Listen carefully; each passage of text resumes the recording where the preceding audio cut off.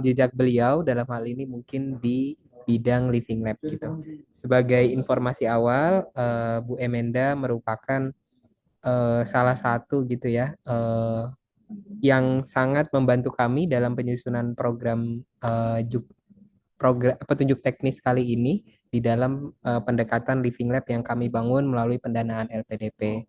Selain Bu Emenda, mungkin kami juga kemarin banyak berdiskusi dengan praktis-praktis lain seperti inisiasi dari Belanda, inisiasi dari teman-teman NTT dan lain sebagainya gitu. Pada kesempatan kali ini juga Bu Emenda mungkin akan banyak menceritakan kepada kita semua terkait dengan tema sains yang menghidupkan bumi, Living Lab sebagai ekosistem inovasi. Beberapa hal nanti yang akan juga disampaikan lebih lanjut kepada Bu Emenda terkait dengan dukungan apa namanya inovasi teknologi hijau untuk keberlanjutan kolaborasi lintas sektor dalam pelestarian alam, termasuk juga mungkin beberapa best practice yang dilakukan oleh Bu Emenda, baik yang ada di Banyuwangi ya Bu ya, ataupun mungkin proyek-proyek lainnya gitu. Nah mungkin untuk sebagai oh ya, berikutnya mungkin Bu Emenda, kepada Bu Emenda waktu dan tempat dipersilahkan. Silahkan Ibu. Baik, terima kasih Mas Fajar. Assalamualaikum warahmatullahi wabarakatuh. Waalaikumsalam warahmatullahi Waalaikumsalam wabarakatuh. warahmatullahi wabarakatuh. Selamat pagi Bapak Ibu semuanya. Salam sejahtera untuk kita semua. Mudah-mudahan hari ini saya bisa berbagi dan menurut saya tidak ada hal yang sulit tentang Living Lab. Barangkali sebagian besar kita memang sudah melaksanakan prinsip-prinsip yang ada dalam ekosistem hidup ini. Uh, saya boleh menayangkan ini ya biar lebih mudah Ya, dan terstruktur. Nanti lebih banyak ngobrol yang lain itu diskusi tentang yang ya, lain. silahkan Jadi Ibu. poin ya Mau saya bantu atau Ibu dari sendiri? saya aja Ah deh. ya, siap-siap. Lebih Silahkan Ibu. mudah biar lebih mudah ininya. Oke. Eh, oke. Apakah sudah terlihat ya? Ya, sudah terlihat Ibu. Oke, Nah, baik kita mulai ya Bapak Ibu yang saya hormati. Selamat pagi, Assalamualaikum warahmatullahi wabarakatuh. Salam sejahtera untuk kita semua. Nah, pagi ini kita akan diskusi tentang sains yang bisa menghidupkan bumi gitu. Dengan konsep living lab dan living lab yang kita maksud ini adalah ekosistem inovasi lingkungan yang menghubungkan penelitian, teknologi, dan Hah? partisipasi masyarakat. Jadi Aku jadi lembut. harapannya, Iya lah, lembut sih lah. Pelayanan kan harus lemah gemulai. harapannya nanti bahwa Living Lab ini akan sebagai dasar dalam membangun ekosistem inovasi lingkungan. Nah, saya mulai dari pada saat ini kita di PBB itu mencetuskan bahwa kita berada pada posisi menghadapi krisis planet. Dan tiga besar menjadi ke pembahasan dan topik hangat upaya terus-menerus yang dilakukan oleh setiap negara secara global. Itu termasuk diantaranya adalah ke upaya mengatasi perubahan iklim, kehilangan keanekaragaman hayati, dan polusi lingkungan. Nah, uniknya ketiga krisis ini ternyata tidak juga bisa kita apa eh, selesaikan dan intervensi dalam silo karena ketiga planetary crisis ini saling kait mengkait gitu. Nanti ke contoh upaya kami di Living Lab yang kami lakukan untuk mengatasi masalah polusi eh, plastik, ternyata ada juga dampak yang dihasilkan baik positif negatif terhadap upaya mengatasi krisis dalam kehilangan keanekaragaman hayati dan perubahan iklim begitu. Nah, selain tiga planetary crisis ini, ternyata masalah lingkungan itu kan kompleks ya. Karena kompleks itu karena memang karakternya gitu, propertinya, fungsi variabel itu saling kait mengkait dan sangat terhubung gitu. Sebagai kasus begitu pada saat kita up- eh, di perkebunan kita di Sumatera, Kalimantan, dan pulau besar lainnya itu melakukan pembukaan lahan atau land clearing untuk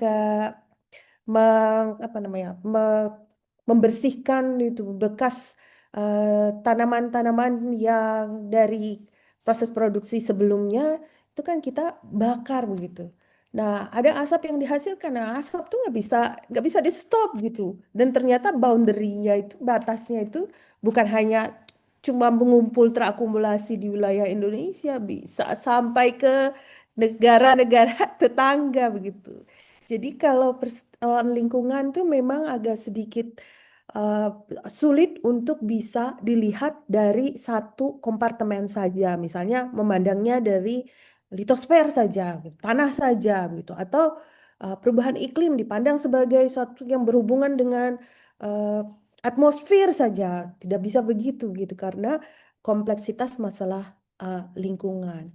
Nah, belum lagi tantangan yang dihadapi dalam lingkungan tersebut tuh selalu melibatkan selain kompleksitasnya tadi ada variasi sudut pandang. Misalnya suatu masalah lingkungan tuh diajukan akan hasil padahal fenomenanya sama gitu ya, tapi bisa aja di apa diinterpretasikan di dan difokuskan pada elemen yang lain.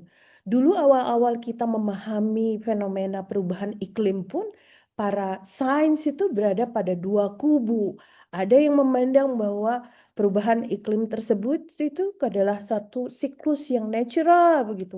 Walaupun sampai sekarang masih tetap apa tetap ada yang masih menganut paham tersebut begitu. Tapi sebagian besar sains berdasarkan data yang sudah dikumpulkan itu mulai sepakat bahwa perubahan iklim itu disebabkan oleh kebanyakan aktivitas manusia yang mengemisikan gas rumah kaca begitu. Jadi variasi sudut pandang itu akan mempengaruhi kompleksitas tantangan yang kita hadapi dalam lingkungan. Belum lagi ketidakpastian informasi terkait tantangan lingkungan, apa datanya apa bisa diakses atau tidak, apakah kemampuan kita untuk mengukur besaran uh, permasalahan tersebut itu sudah ada. Contohnya yang sekarang yang kita temukan pada polutan-polutan atau kontaminan yang emerging polutan, misalnya seperti POPs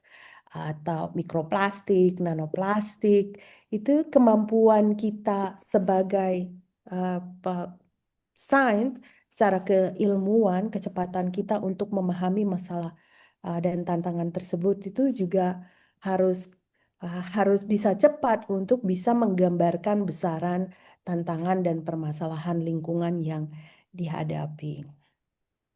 Nah, berdasarkan hal tersebut, kami sangat begitu dihubungi oleh tim uh, uh, dari Bestari, kami langsung memahami, wah memang benar ini memang harus dilakukan dalam bentuk ekosistem yang hidup karena lingkungan itu juga berubah, dia sistemnya itu tidak statis dan selalu akan berubah begitu. Termasuk uh, tantangan lingkungan yang kita hadapi kalau triple planetary crisis yang di-acknowledge oleh PBB 3 tadi. Tapi ternyata banyak tantangan lingkungan lainnya yang masih perlu kita selesaikan.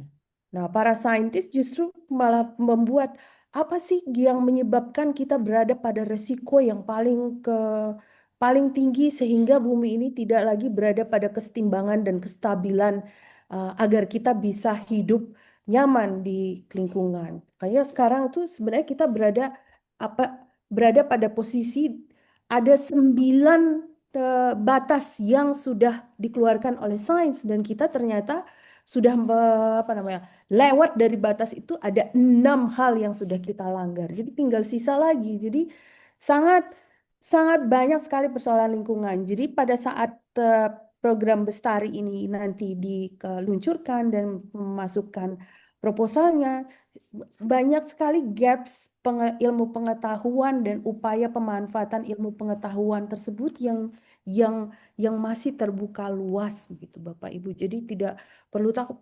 Problemnya besarnya aja yang kalau sudah dikelompokkan itu bisa lebih dari 9 gitu. Belum lagi mahap ketidakpastian, resiko yang dihadapi dan seterusnya gitu ya. Jadi selain 3 planetary crisis, ada tantangan dalam bentuk kekurangan air, kekeringan, polusi udara, deforestasi, overkonsumsi, ke ecological footprint kita yang masih terlalu besar, tidak mampu mengimbangi kapasitas yang ada di bumi, kemudian cara bertani kita yang masih belum masuk kategori sustainable dan beradaptasi terhadap perubahan iklim,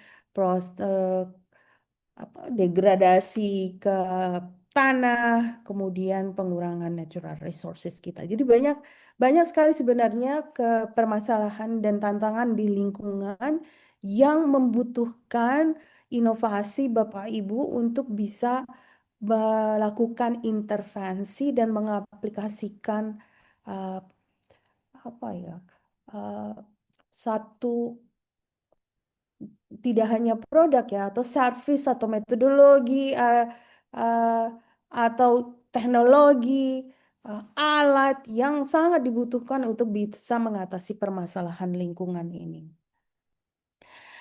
Oke. Nah, selain itu ternyata bahwa upaya kita mengatasi satu sektor saja, misalnya mengatasi tantangan di perubahan iklim, itu kalau dikaitkan dengan tujuan pembangunan berkelanjutan, dia sangat erat kaitannya.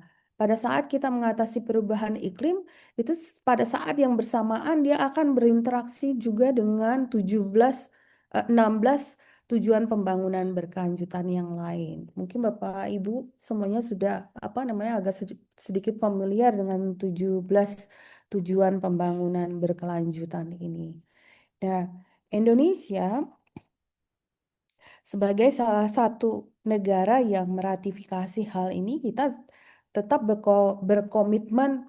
eh, Kalau dulu sebelumnya kan kita berkomitmen pada Kyoto Protocol. Nah, sekarang di Paris Agreement harapannya bahwa temperatur di muka bumi ini tidak akan naik lebih dari 1,5 derajat Celcius. Nah, upaya tersebut itu memang ya, kalau dibilang sulit, sulit karena apa? Saking saling kait mengkaitnya permasalahan lingkungan. Sebagai contoh, kalau di bidang kami gitu ya, sampah saja yang secara natural, secara alami itu akan bisa terdegradasi. Kalau terdegradasi yang tadinya karbohidrat, protein, lemak, kemudian karena proses degradasi mengemisikan biogas. Nah, biogas CH4, metan, CO2, CO itu salah yang termasuk dalam gas-gas yang diindikasikan berkontribusi pada perubahan iklim. Dan padahal kita nggak bisa me, apa namanya melarang semua orang menghasilkan sampah yang membusuk begitu. Pada akhirnya jumlah sampah itu akan terus meningkat. Belum lagi bahwa kita melihat semakin banyak eh, jumlah penduduk di kawasan perkotaan, tapi lahan yang tersedia untuk infrastruktur persampahannya itu minim sekali. Kalaupun ada, maka kapasitasnya sudah sampai pada titik eh, penuh. Kalau dibangun lagi infrastruktur tersebut, sudah tidak ada area yang bisa dipilih gitu sesuai dengan kriteria desain. Jadi kalau dirunut ternyata kalau dipecah di tengah belum bisa. Setiap permasalahan itu harus ditarik lagi ke hulu lagi. Apa yang menyebabkan? Tapi kan tidak mungkin solusinya. Misalnya saya bilang, ya udah kalau begitu kita kurangi aja jumlah penduduknya gitu. Tapi bagaimana boleh? Mungkin ada yang berpikiran bisa saja dilakukan seperti apa program nasional kita yang sudah lama berlangsung dari dulu sampai sekarang misalnya keluarga berencana begitu. Tapi kan sifatnya kan tidak harus paksaan, harus dua begitu. Tapi kan diberikan kesempatan untuk mengikuti program keluarga berencana tersebut. Jadi konteks untuk melihat apa penyelesaian dari kompleksitas permasalahan lingkungan tadi itu tidak hanya fokus pada satu opsi, tapi dia mungkin ada beberapa alternatif dan opsi tersebut pun itu ada kemungkinan akan menimbulkan dampak pada uh, apa tadi tantangan lingkungan yang lain gitu. Nah, selalu demikian uniknya dengan permasalahan lingkungan. Nah, karena saya data yang banyak kami kumpulkan itu tentang data persampahan di Indonesia, walaupun sampai sekarang upaya kami untuk bisa mengintervensi dan memberikan alternatif solusi pun ternyata belum bisa maksimal karena setiap dari 514 kota kabupaten di Indonesia itu masih banyak keluhan bahwa pengelolaan persampahannya belum selesai. Kalau dirunut gitu memang timbulan sampah kita karena jumlah penduduknya besar, itu memang ketimbulan sampahnya juga uh, besar gitu. Kita menghasilkan 53 juta ton per tahun. Nah, tapi di antara tersebut ternyata data menunjukkan bahwa upaya untuk daur ulangnya itu masih kecil di bawah 6% gitu.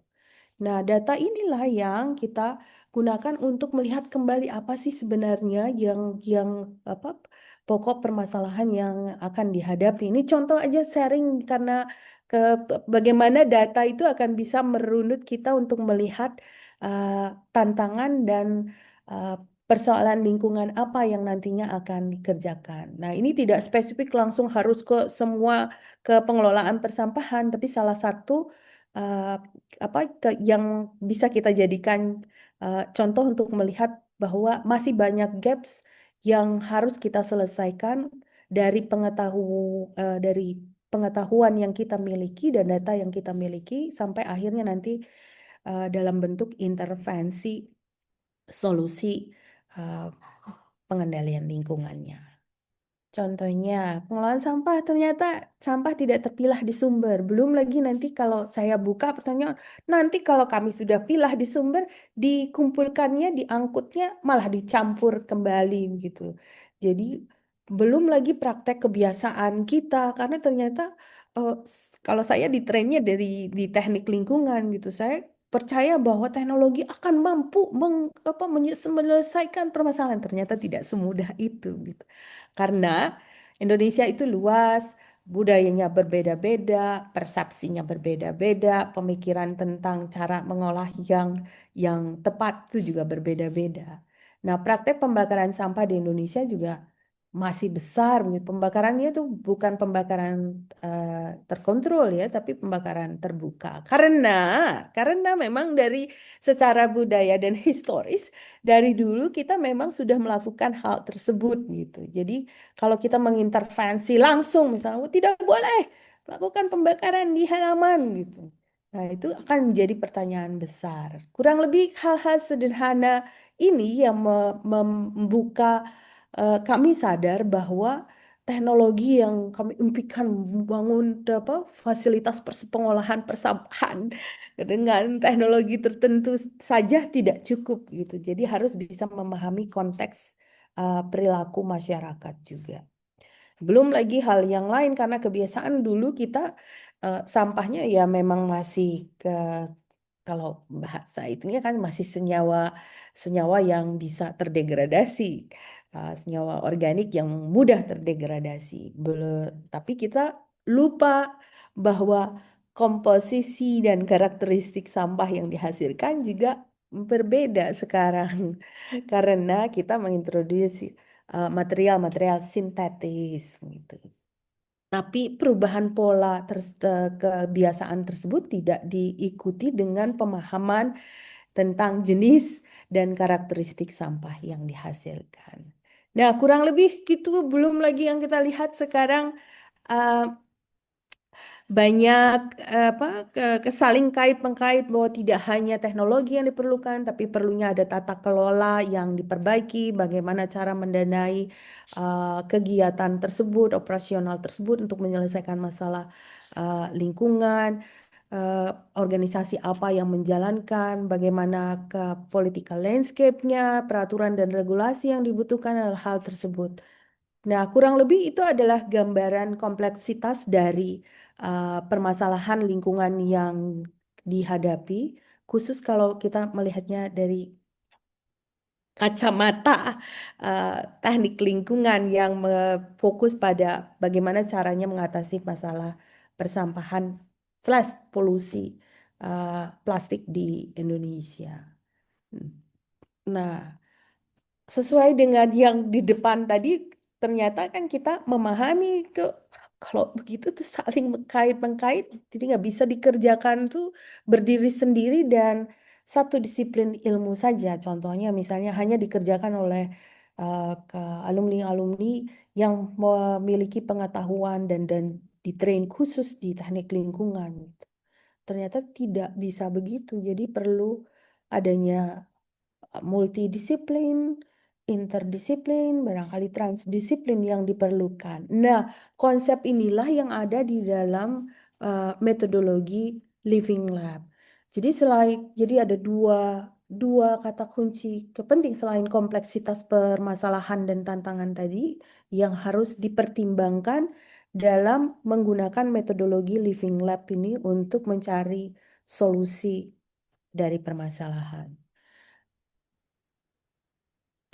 Oke. Nah, kalau kita lihat ini sebenarnya bisa ada pentahelix 5, 6, 7 gitu. Mangga dipersilahkan Bapak Ibu yang akan mengidentifikasi aktor yang terlibat dalam menyelesaikan permasalahan lingkungan tersebut. Tapi secara garis besar sebagai peneliti dan akademisi itu akan menghasilkan pengetahuan, data, dan metodologi ilmiah.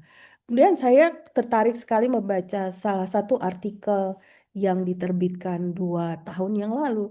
Ternyata pada proses Living Lab, salah satu aktivitas dari Living Lab sendiri, yang awal sekali pada saat kita mengko-design dan co-create uh, alternatif solusi atau alternatif uh, intervensi tersebut, itu sebenarnya semuanya belajar. Jadi kalau kita punya aktor peneliti, masyarakat, pemerintah, uh, pelaku usaha, itu pada saat awal pun sama-sama belajar ternyata melihat bagaimana seseorang memahami uh, yang kita anggap sebagai persoalan atau tantangan tadi gitu. Nah, itu di hal karena kan selama ini kan kita selalu lihatnya seberapa besar sih dampak dari intervensi Living Lab tersebut terhadap tujuannya gitu. Misalnya kalau untuk lingkungan kita tadi berarti kita berusaha melakukan intervensi atau membuat solusi untuk menyelesaikan masalah lingkungan. Tapi pada saat itu kan tadi ada kait-mengkait antara partisipasi masyarakat, tata kelola.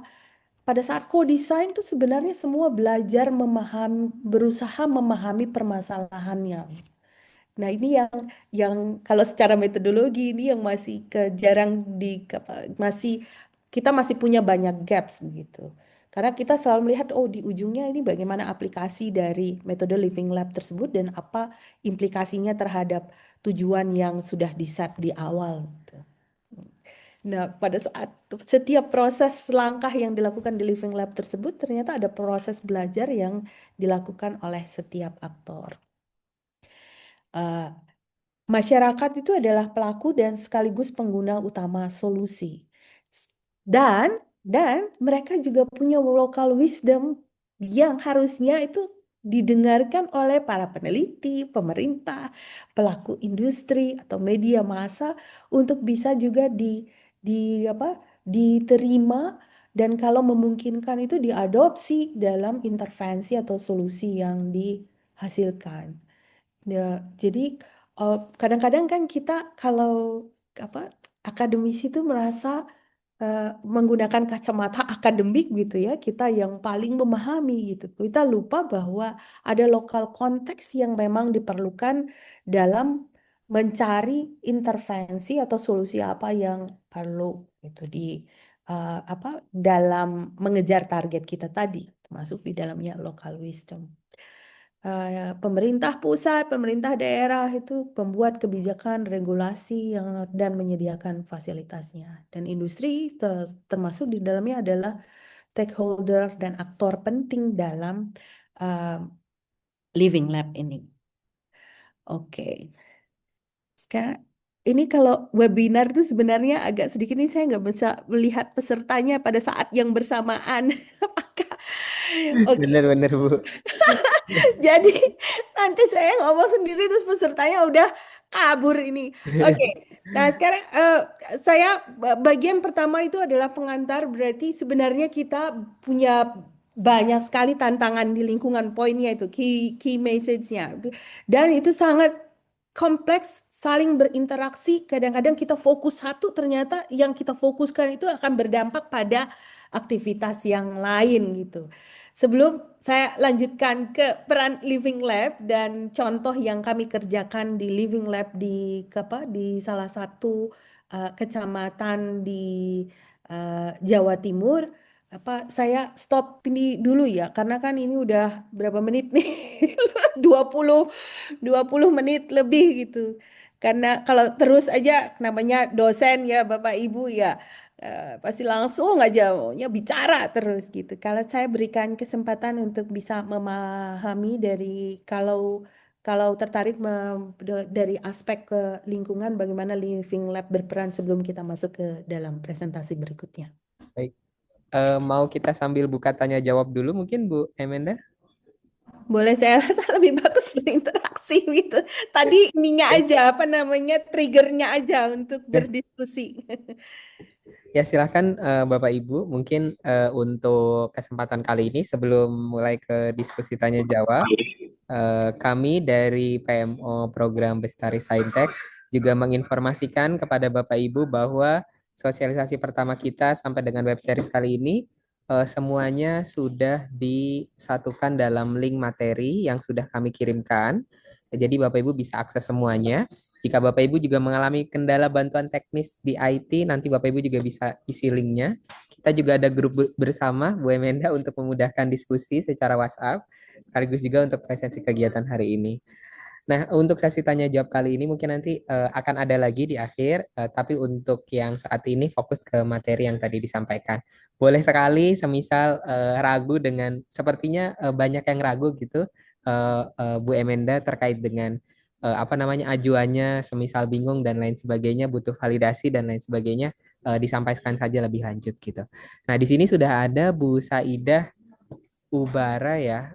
Silahkan mungkin Bu Saidah mau open mic Bu untuk pertanyaannya. Ya, ya, Ah, silahkan Ibu. ya, terima kasih. Assalamualaikum warahmatullahi wabarakatuh. Yang mau saya tanyakan ini di luar lingkungan ya Pak.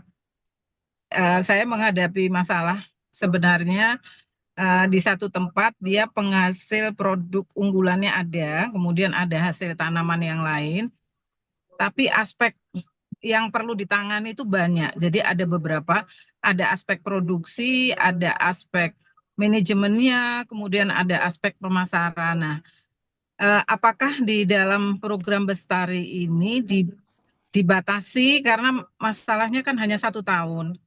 Kami khawatir nanti nggak akan selesai ya kalau di semuanya ditangani. Sementara ini sudah pernah kami lakukan PKM hanya 1 tahun, tapi belum bisa menyelesaikan masalah. Kira-kira gimana Pak nanti jawabannya Bapak? Apakah ini saya harus membatasi aspek itu tadi, ataukah yang kemarin saya dengarkan Zoom-nya itu bisa dilanjutkan tahun berikutnya. Nah, ini bagaimana? Apakah RKA-nya juga harus kalau di PM UPUT kan per tahun ya Pak ya, tapi berkelanjutan gitu. Apakah seperti itu gitu? Terima kasih Pak sebelumnya. Assalamualaikum warahmatullahi wabarakatuh. Waalaikumsalam warahmatullahi wabarakatuh. Bu Emenda mau langsung dijawab, Ibu? Oke. Ini menarik ya, Ya, Bu ya. Satu iya tahun, menarik. tapi Memang permasalahannya kompleks. Kita punya keterbatasan 1 tahun. iya, saya sendiri Bu Saidah kemarin pada saat apa technical meeting dan pembuatan technical eh, apa kriterianya itu memang sudah memahami harus multi years gitu. Kalau khusus ini karena living lab itu seperti tadi iterasinya nggak bisa selesai satu. Belum lagi kalau nanti mau melihatnya dari hulu hilir begitu. Eh, tapi pada akhirnya sih secara administrasi itu memang yang diperbolehkan 1 tahun dulu begitu ya. Nanti kalau dipertimbangkan lagi untuk tahun berikutnya begitu. Dari seperti biasa Bu, kalau penelitian kadang-kadang kita harus ikut administrasi. Tapi memang saya sependapat dengan Bu Saidah gitu. Kalau boleh sih kemarin usulan kita lebih dari 1 tahun ya minimal 2 tahun dulu gitu. Dan kemarin kita juga sudah berupaya untuk bisa mengkat di bagian manakah yang mungkin nanti sebenarnya ini solusi alternatifnya sudah ada begitu. Jadi uh,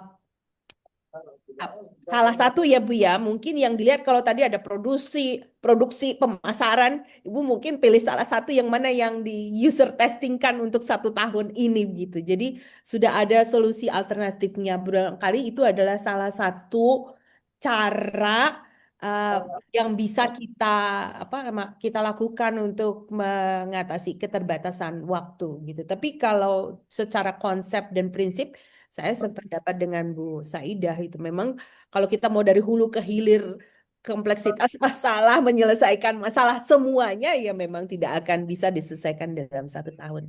Kurang lebih begitu Bu Saidah.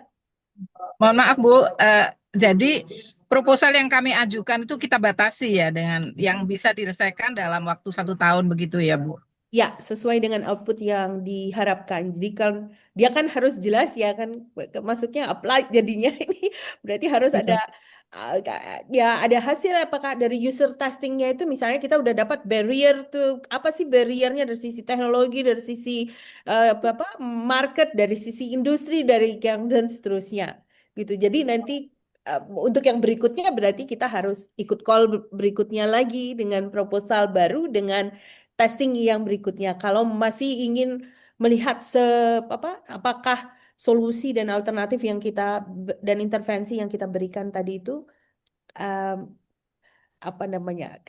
Kalau dari metodologinya ke living lab ya memang harus itu yang dilakukan. Sekarang user testingnya khusus tentang ini begitu. Nanti di refine lagi berikutnya ikut call berikutnya lagi untuk user testing berikutnya. Saran saya sih begitu, Bu. Iya, baik Bu, terima kasih.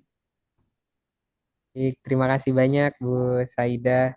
Ini ada pertanyaan lanjut Ibu, Bu Emenda di kolom chat dari Pak Arif Hidayat terkait dengan bidang pendidikan. Berencana mengajukan Living Lab dalam hal menghubungkan praktek sekolah nyata dengan praktik calon guru akademisi dalam satu platform sehingga proses pembelajaran menjadi lab hidup. Apakah ini masuk kategori Bestari, mungkin kategori dalam pendekatan living lab-nya, atau mungkin ada alternatif lain gitu, Bu Emenda? Hmm, Praktek sekolah nyata dengan oke. Oke. Nah, oke. Sama seperti tadi ya. Makanya saya mulai itu dari kenapa sih kita butuh living lab? Iya. Mengapa kita perlu metodologi living lab ini gitu?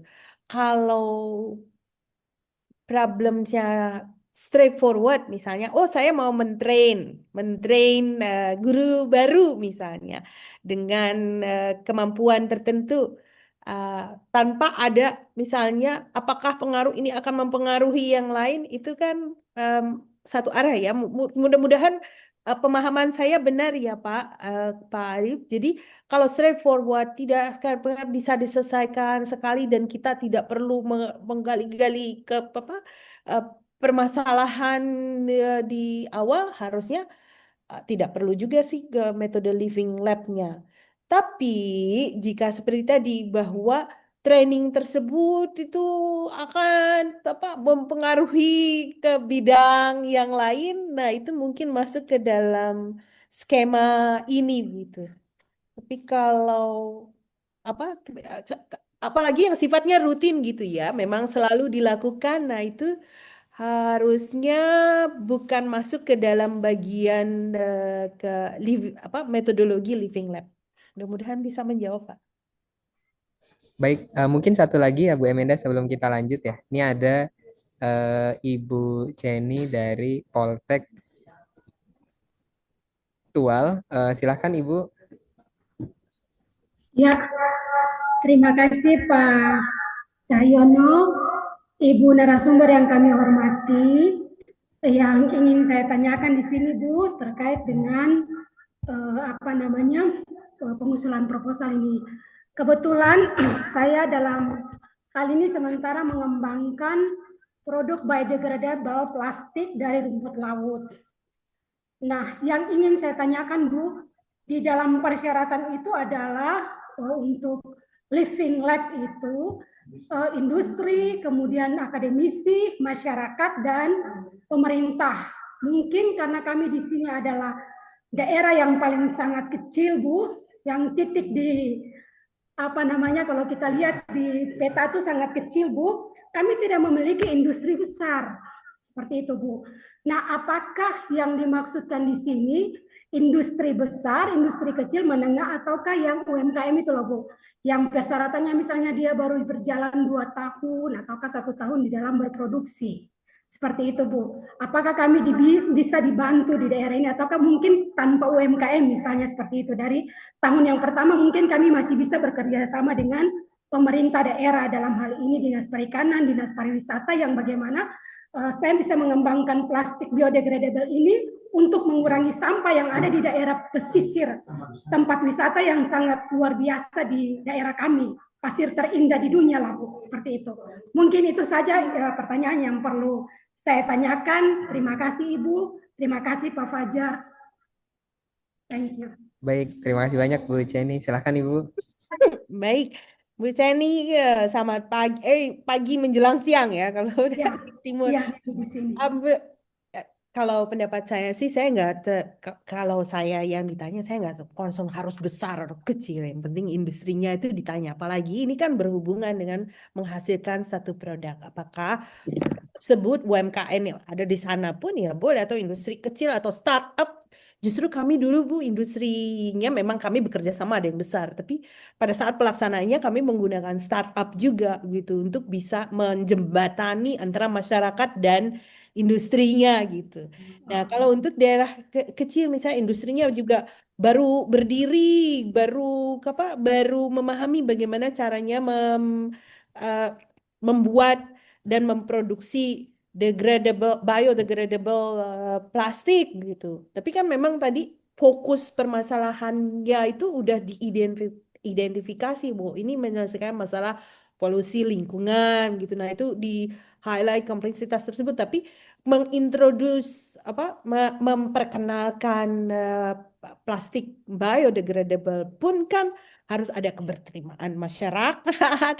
Apakah produknya diterima, seberapa sulit, apakah ke bahan baku pasti tersedia karena kan ada banyak rumput laut di sana begitu.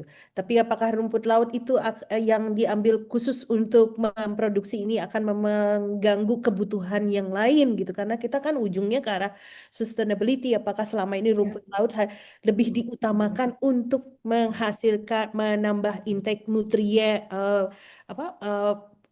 intake makanan untuk justru buat manusia begitu dibandingkan dengan memproduksi bioplastik yang ada gitu. Nah, itu kalau bisa disampaikan berarti nggak usah terlalu khawatir Bu tentang besaran industri yang dihasilkan. Asalkan tadi kan di metodologi Living Lab tuh jelas bahwa kita ingin mengintervensi dalam hal ini kasusnya Bu Seni kan berarti produk bioplastik dari rumput laut gitu.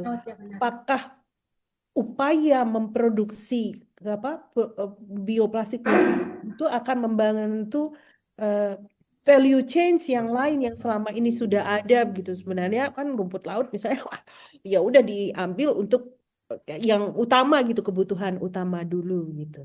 Nah, kemudian dilihat seberapa besar kemampuan, apa halangannya kan dalam apa metodologi living lab itu semua kita pahami. Dari sisi pemerintah, apakah ada ada batasan khusus yang harus diperhatikan dari sisi masyarakat, apakah masyarakat itu mampu beradaptasi juga dan mampu menerima plastik biodegradable gitu. Terus nanti bisa saja ya, misalnya yang sekarang itu di pasar itu ada plastik degradable. Tapi plastik degradable belum tentu 100% biodegradable begitu.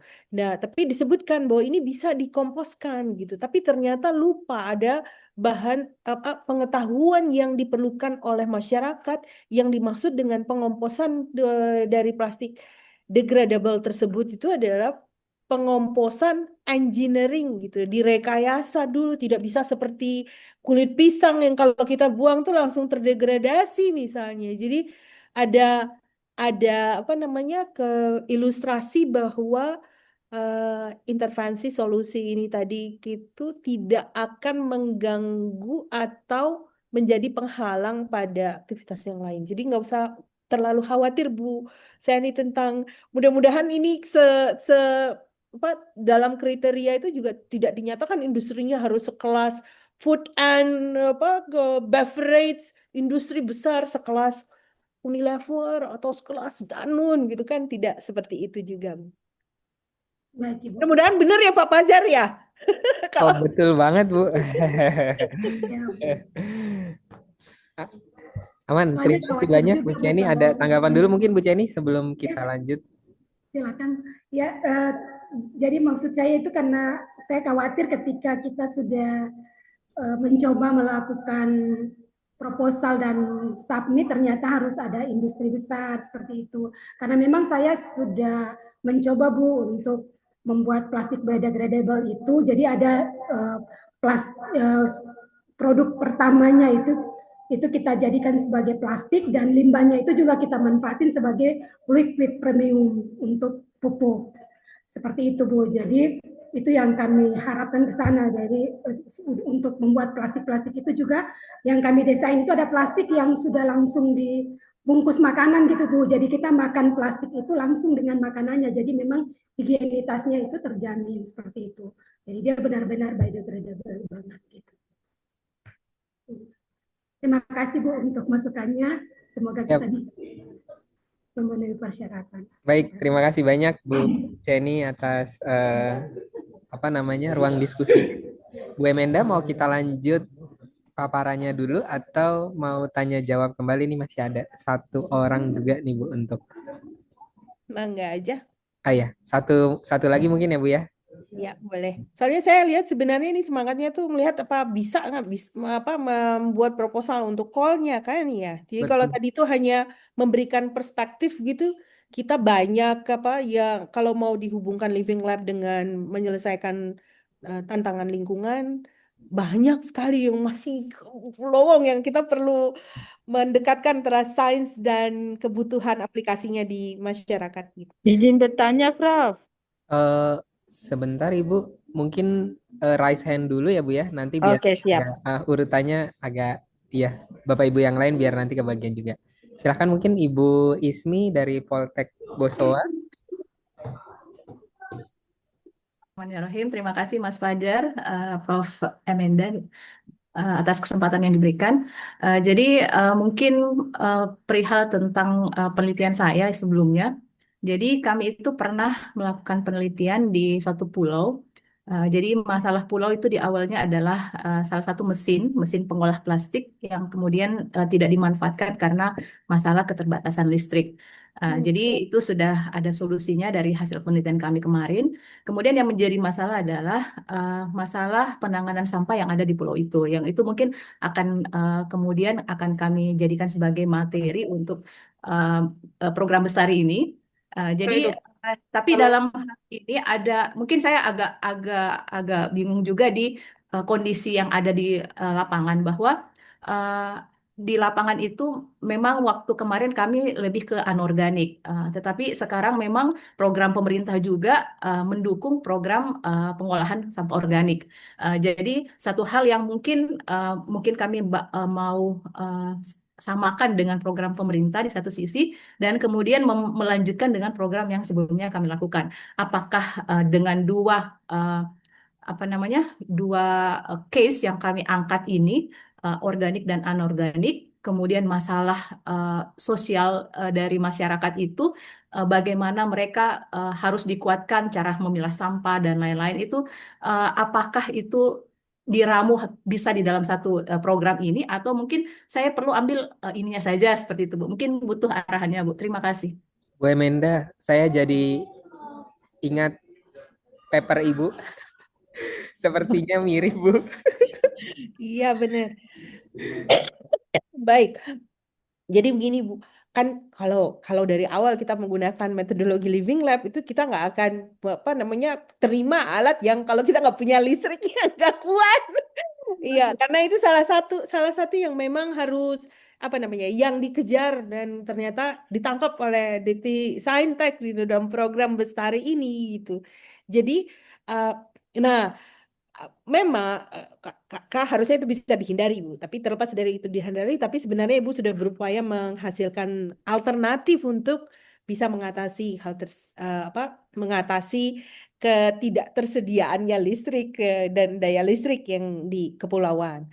Nah, untuk pertanyaan Ibu berikutnya, apakah eh, batas dari proposal yang diajukan itu menyelesaikan masalah tertentu atau sama seperti tadi mulai dari kebiasaannya. Menurut saya sih untuk konteks 1 tahun nih sama seperti Bu yang bertanya di awal Ya. tadi, Ibu harus memilih yang mana bisa diselesaikan. Ibu kalau mau memberikan alternatif solusi, kira-kira feedbacknya dari berbagai perspektif tadi dari berbagai dari pemerintah ada dari pasarnya ada masyarakat bersedia menerima uh, kemudian uh, bukan hanya urusan alat jadinya Bu jadi apakah alat tersebut itu bisa dioperasikan dan sesuai dengan kapasitasnya sesuai dengan apa yang dihasilkan oleh masyarakat gitu jadi harusnya Bu Ismi yang nanti melihat untuk eh, lini masa selama 1 tahun, apakah bisa juga mengeksplor bersamaan upaya eh, lebih dari satu jenis sampah yang dikelola.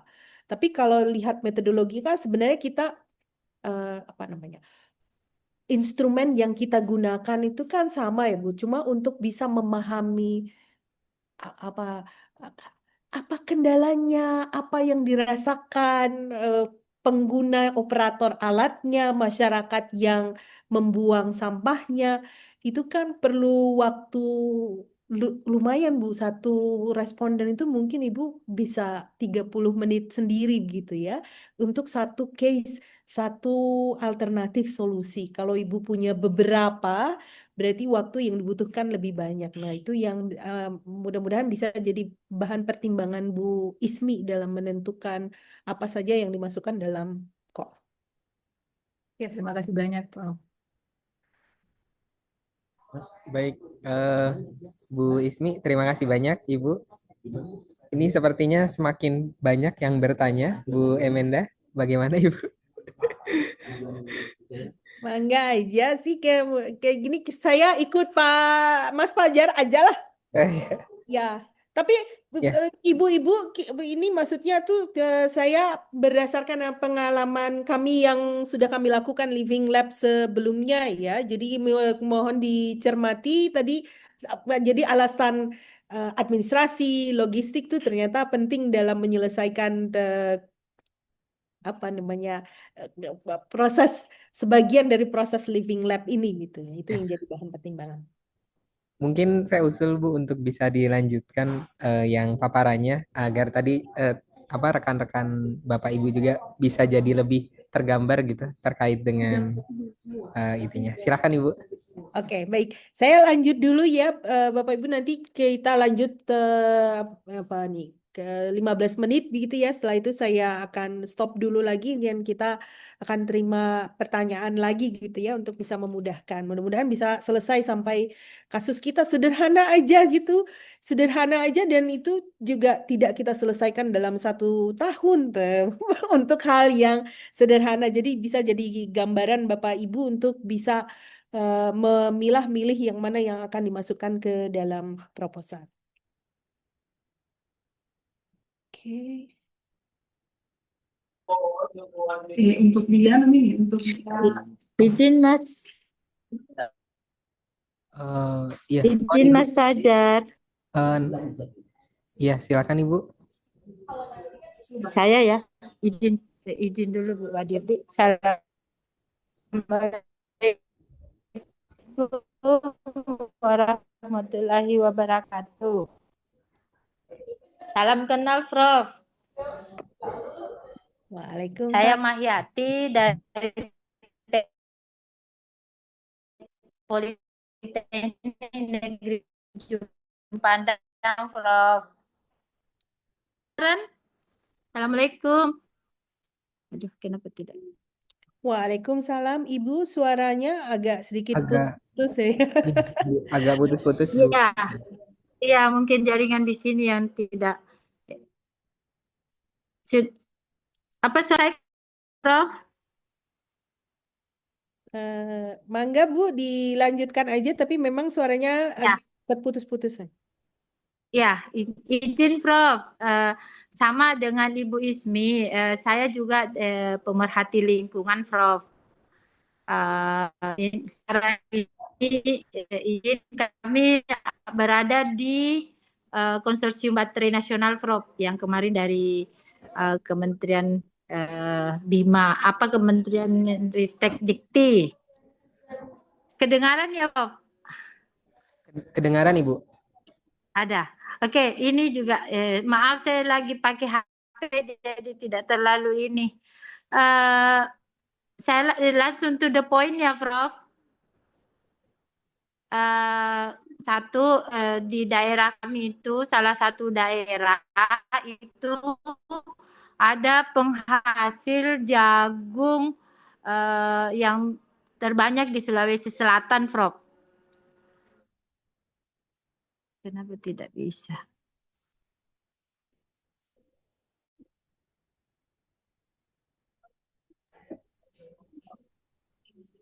Bu. Bisa kedengaran ya? Bisa Ibu, bisa Ibu. Ya. Saya lanjutkan, maaf saya to the point langsung Pak Fajar, seperti yang semalam pernah yang saya sampaikan ya Pak Fajar ya. Jadi ada beberapa daerah termasuk di Sulawesi Selatan itu penghasil jagung terbanyak, jagung pakan industri untuk pakan ayam. Nah, dari jagung industri itu ada beberapa limbah yang sampai saat ini belum terselesaikan permasalahannya. Malah bisa menghasilkan polusi udara. Nah, ini yang jadi latar belakang penelitian yang kami akan ajukan di Bestari, Prof. Untuk penelitian terdahulu sebagai background dari penelitian saya itu sudah alhamdulillah sudah sejak 2019 kami melakukan itu. Kami mau mengajukan menjadi living lab. Jadi itu saja mungkin yang saya bisa tanyakan, bagaimana caranya limbah pertanian living lab untuk masyarakat setempat, misalnya menjadi bahan baku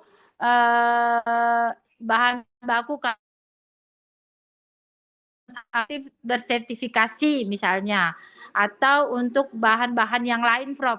Bisa begitu. Mohon arahannya. Makasih. Mohon maaf ini terkendala jaringan. Ya. Baik, terima kasih banyak Bu Mahyati. Silakan Prof. Emenda mungkin. Oke. Baik. kalau yang dimaksud oleh Bu Mahyati itu adalah mencari proses apa untuk apa namanya, menyisihkan polutan yang ada di limbah tersebut, itu kan mungkin kurang tepat untuk masuk ke program Bestari ya. Barangkali yang fundamental gitu, teknologi apa yang diperlukan. Namun jika hasil penelitiannya sudah ada dan ingin melihat apakah proses slash teknologi yang ditawarkan tersebut sebenarnya bukan untuk industrinya, tapi buat masyarakat yang memanfaatkan jagung, dan ternyata masyarakat tersebut itu adalah sumber pencemarnya, artinya sumber yang menghasilkan limbahnya, mungkin akan menarik dikerja karena dia akan menghasilkan satu kompleksitas masalah yang lebih. Jadi bukan urusan ada limbah, bagaimana mencari proses atau konfigurasi proses untuk mengolah limbah saja gitu. Karena kalau itu berarti skemanya ada di skema penelitian yang lain gitu. Tapi jika sumber pencemarnya itu adalah dari masyarakat dan sampai saat ini masyarakat eh, belum tahu, nah itu mungkin akan menambah apa namanya, eh, kalau saya bilang kompleks itu bolak-balik, itu namanya circular logical thinking ya. Jadi akan menambah aktor yang terlibat dalam penyelesaian masalah. Nah, itu mungkin bisa masuk dalam skema ini, Bu. Iya, Tapi kalau hanya proses iya, Prof. Iya, proses efisiensi, bagaimana menyisihkan enggak, Prof. Ya, hutannya, nah itu enggak, Prof. harusnya Enggak. di Ya, skema yang lain ya, gitu. jadi enggak, Prof. Begini, izin. Maaf, ini Prof, jaringan saya agak-agak terkendala. Iya, Prof, betul tadi yang dikatakan Prof, disarankan bahwa ini memang bukan cuma membuat produk, bukan karena aplikasi dari penelitian kami. Dari 2019 itu kami sudah lakukan dan sudah termasuk ada beberapa paten yang mau kerjakan di daerah tersebut sebagai sumber polutan itu tadi, karena masyarakat belum mendapatkan tambahan ekonominya, Prof. Sementara bahan bakunya banyak. Nah, itu hasil-hasil penelitian kami yang akan kita bawa ke masyarakat yang memiliki permasalahan tersebut untuk meningkatkan ekonomi masyarakat dan menjadi laboratorium living laboratorium kami, begitu Prof.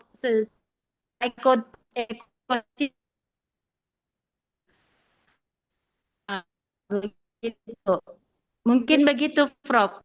Oke, kalau begitu sih menurut Bisa ya, Prof? ya, bisa dong, Bu. Yang pasti ada interaksi, ada satu inovasi pengetahuan dari apa yang sudah kita punya itu ingin diterapkan. Nah, bukan masyarakat tuh bukan cuma masyarakat aja kan, ada pemerintah daerah misalnya pihak kecamatan atau pihak yang lain yang ternyata kan terkena dampak juga. Jadi menurut saya sih selama bukan hanya mengurus tentang konfigurasi instalasi untuk mengolah limbah, harusnya bisa dalam skema ini gitu. Apalagi dia ada keterkaitan tentang bahwa produk atau intervensi yang dilakukan itu akan berinteraksi dengan tidak hanya dengan masyarakat luas, tapi misalnya menciptakan lapangan kerja, membuka peluang usaha, kemungkinan ada timbulnya pasar baru gitu, buyer baru, penerima baru, itu harusnya bisa masuk dalam skema Living Lab. Ya. Baik, terima kasih banyak Bu Terima Mahyati. kasih, Prof. Terima kasih arahannya. Terima kasih. Ya, mungkin Bu Emenda, lanjut sebentar kali ya Bu ya, biar nanti. Mohon izin Bapak Ibu yang sudah raise hand, kita lanjut materi sebentar. Oke, kita lanjut dulu ya, eh, Bapak Ibu. Semangat nih semuanya, mudah-mudahan semuanya lancar-lancar nih, bisa didanai. Oke, nah peran Living Lab ya seperti tadi, karena gini kan kita ada sesuatu alternatif intervensi nih, tapi yang mana yang paling paling appropriate gitu, sesuai dengan konteks masing-masing. Nah, kita untuk bisa memahami tersebut, berarti kita harus melibatkan aktorsnya kita tadi, stakeholdernya begitu. Nah, upaya tersebut, nah ini saya skip aja ya, kenapa Living Lab itu apa digagas pertama kali. Sebenarnya ini adalah metodologi yang relatif baru ya, karena diperkenalkan tuh tahun 1990, walaupun udah 30 tahunan lebih, tapi tetap saja memang tujuannya itu adalah melihat seberapa besar sih keberterimaan masyarakat terhadap produk dan teknologi yang dihasilkan oleh peneliti dan perusahaan gitu. Jadi langsung bisa kita lihat boundary-nya. Tapi kenapa harus Living Lab gitu? Ternyata kan tadi Living Lab tuh uh, menggambarkan uh, bahwa kalau kita mengerjakannya straightforward nih, saya punya produknya itu langsung dilempar ke pasar itu. Nah, belum tentu juga diterima, dan apalagi kalau misalnya user terakhirnya itu adalah masyarakat, ternyata produknya bukan bukan riset produk ya Bapak Ibu gitu ya, karena di awal salah satu kata kunci dari Living Lab itu semua aktornya itu terlibat dalam gagasan, mendapatkan ide untuk mencari solusi gitu. Itu kata kunci sebenarnya. Pertanyaan yang harus kita tanyakan. Apakah gagasan ide yang timbul untuk menyelesaikan masalah ini sudah melibatkan stakeholder atau aktor yang terlibat dari awal. Jadi bukan straightforward, misalnya saya peneliti nih, saya langsung bilang, oh ini nih solusinya, saya akan lempar ke pasar. Kalau itu ya market produk saja begitu, bukan Living Lab. Tadi pada saat awal, pada saat menciptakan alternatif tersebut, saya mengajak semua stakeholder. Salah satu karakteristik dari Living Lab adalah itu, Bapak Ibu. Jadi Living Lab itu adalah ekosistem inovasi yang terbuka yang mengintegrasikan penelitian, pengembangan, pengujian solusi alternatif dalam lingkungan kehidupan nyata. Dan solusinya tersebut pun itu muncul karena kita berinteraksi dengan stakeholdernya tadi di awal. Jadi kalau lihat tuh kan harusnya ada co-creation. Apalagi tadi para pemerhati Living Lab ini sudah melihat pada saat proses awal co-creation pun itu sebenarnya semuanya belajar. Saya sebagai engineer, saya belajar melihat apa kesulitan, apa ide dari masyarakat, apa kesulitan dari pemerintah, memahami mengapa pemerintah mengajukan, oh ini seharusnya dikerjakan dengan cara ini gitu. Kemudian saya memahami. Nah, itu salah satu hal yang mendasar kalau kita menggunakan metodologi Living Lab. Jadi bukan straightforward, oh saya ini udah tahu nih caranya ini memanfaatkan limbah nih, pas memanfaatkan limbah pasti kan banyak menyelesaikan masalah lingkungan gitu. Tapi bentuk pemanfaatannya itu adalah hasil dari co-creation antara semua stakeholder yang terlibat. Jadi melibatkan kerjasama interaktif antara pengguna dan masyarakat, akademi dan industri mulai dari awal sih sebenarnya. Nah, oke. Karena tadi kan kita dibatasi ya Bapak Ibu, ini ya skemanya 1 tahun, ternyata tidak semudah itu meloloskan skema multi untuk Living Lab.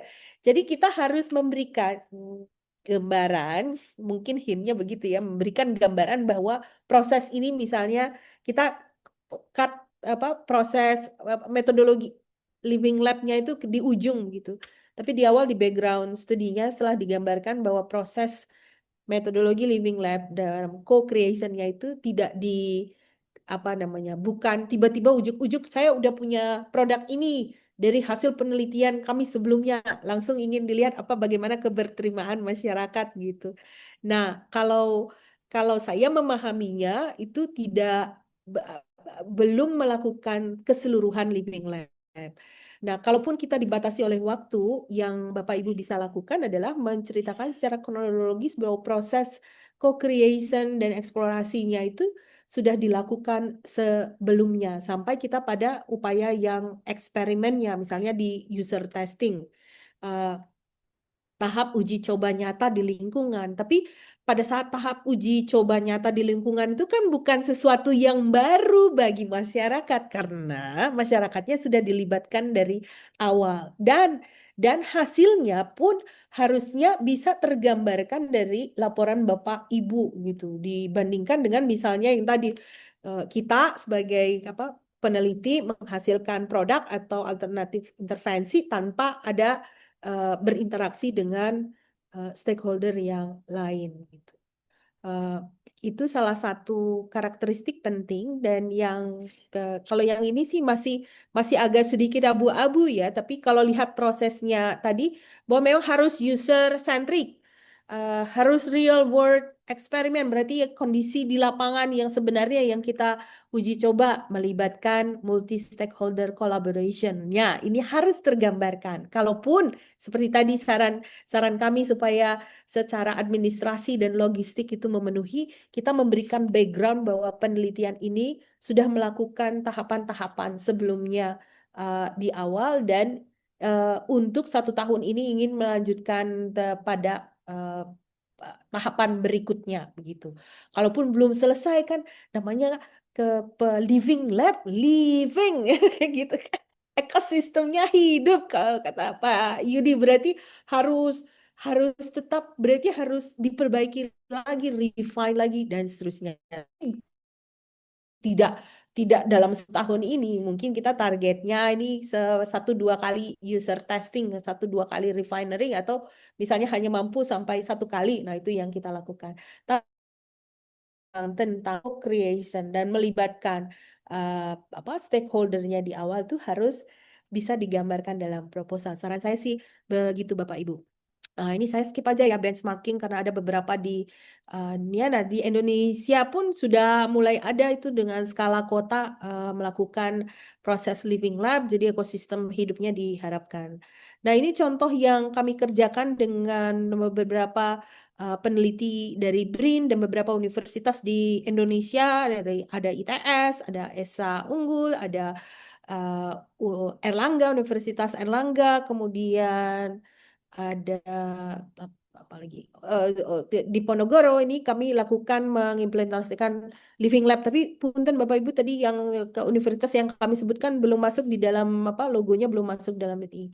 Jadi kurang lebih permasalahan isu kami itu sebenarnya adalah bagaimana secara sistematik itu bisa mengurangi sampah plastik di Indonesia society. Tapi case tadinya kami ambil kecil karena kami tahu sama sebagai peneliti kita menyadari bahwa ada keterbatasan waktu, ada keterbatasan periode yang diberikan oleh funder untuk melakukan penelitian gitu.